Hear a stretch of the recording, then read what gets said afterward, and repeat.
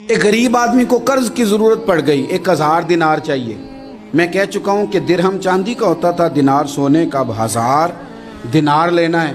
तो जिस बंदे से उसने कहा, अगरचे वो नेक बंदा था, उसने कहा यार 1000 दिनार दे दो। तो कहने लगा कोई गवाह है तेरे पास? वो कहने लगा गरीबों का गवाह कौन होता है? हाँ एक गवाह है। कहा कौन? का मेरा रब, वो तेरे और मेरे बीच गवाह है। उसने कहा कोई कफील, अगर तू पैसे ना दे सके तो वो बाद में दे दे, या तुझे कुछ हो जाए तो वो दे दे। उसने कहा कफील भी मेरा अल्लाह ही है, मेरे पास अगर है तो रब करीम का नाम है, अगर एतमाद कर सकता है तो कर ले। बंदा नेक था, उसने कहा रब के नाम पे, रब की किफालत पे, अल्लाह को गवाह बना के मैं तैयार हूं तुझे 1000 देने को। उसने 1000 दिनार दे दिया। वक्त वापसी का तय हो गया, वो चला गया पैसे लेके। उसने पूरी मेहनत की कि मैंने वक्त पे पैसे लौटाने, पूरी मेहनत भी कर ली, अल्लाह ने मदद भी कर दी, पैसे भी उस तारीख को उसे मिल गए। बाद लोगों का तो लौटाने का दिल ही नहीं ना होता।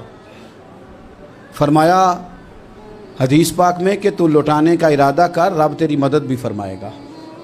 लेकिन यहाँ बहुत सारे लोग कहते हैं खैर है, इरादा ही नहीं। तो फिर जिस तरह का बंदे का गुमान हो, रब भी उसी तरह का मामला फरमाता है। उसने पैसे जमा भी कर लिए और वापस देने को तैयार भी हो गया, लेकिन रास्ता बहरी जहाज का था, कश्ती का था, दरिया के रास्ते वापस आना था। अब वो जब आ गया दरिया के किनारे तो बड़ी कोशिश की, पर वहाँ उसे कोई कश्ती नहीं मिली। वक्त पे पैसे लौटाने हैं, सफ़र करना है, अब सवारी मुयस्सर नहीं है। सोच सोच के परेशान था कि मैंने तो अल्लाह के नाम पे लिए।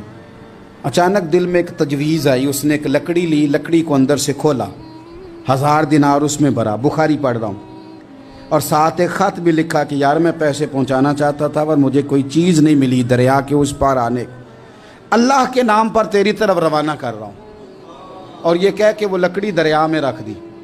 वो लकड़ी डूब गई है, वापस आ गया। वो जिसने पैसे लेने थे वो ऐन मुकर्ररा वक्त पर दरिया किनारे आया। सुबह से सरे शाम तक उसने इंतज़ार किया। दिल ढलने लगा तो दिल में ख्याल आ गया कि यार नहीं, उसने देने ही नहीं, झूठा वादा कर गया, पहुंचा ही नहीं वक्त पे। अब जब वापस लौटने लगा तो अचानक दरिया में एक लकड़ी तैरती हुई दिखाई दी। कहने लगा ले जाता हूँ, शाम को रोटियां पकाने के काम आएगी, ईंधन बना के जला लूँगा, हंडिया पक जाएगी। लकड़ी उठा के जलाने के लिए घर लाया। गुमान था कि वो नहीं आया वादा करके, अल्लाह को कफील और वकील बना के और गवाह बना के फिर भी नहीं आया। लकड़ी लेके घर गया, बुखारी है।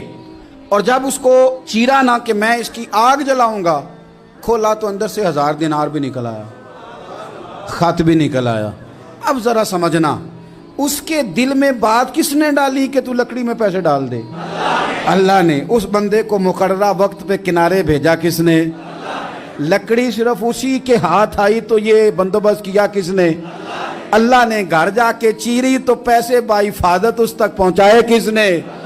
तो फिर हमें भी तवज्जो अल्लाह की जानिब भी करनी चाहिए। हमारे पे दिल की तवज्जो रब की तरफ ही होनी चाहिए ना। हमें इधर उधर जाने की, देखने की, बंदों पर गौर करने की जरूरत क्या है? वो पैसे पहुंच गए, ये वहां अपनी जगह पे परेशान था। इसने 1000 दिनार और जमा किया। फिर दोबारा एक दिन दरिया किनारे आया, कश्ती मिल गई, बैठ के अपने उस भाई के पास आया। कहने लगा देखना मुझ पर बदगुमान ना होना, पैसे उस तारीख को भी जमा कर लिए थे, दरिया पे आया था पर कश्ती नहीं मिली थी। फिर मैंने ना लकड़ी में डाल के, खत डाल के तेरी तरफ भेज भी दिए थे, लेकिन आज मैं फिर लेके आ गया हूं। वो कहने लगा खुश हो जा, जिस रब को तूने मेरा और अपना गवाह बनाया था उस रब ने मेरे तक पहुंचा भी दिए हैं। जब लोग अल्लाह को गवाह बनाते हैं, रब की जानिब अपनी तवज्जो करते हैं, अपनी चाहतों, ख्वाहिशात और अपनी सारी चिट्ठियां अपने रब करीम की रहमत की तरफ रवाना करते हैं, फिर अल्लाह अपने बंदों को मायूस नहीं करता। अल्लाह अपने बंदों को नवाज देता है।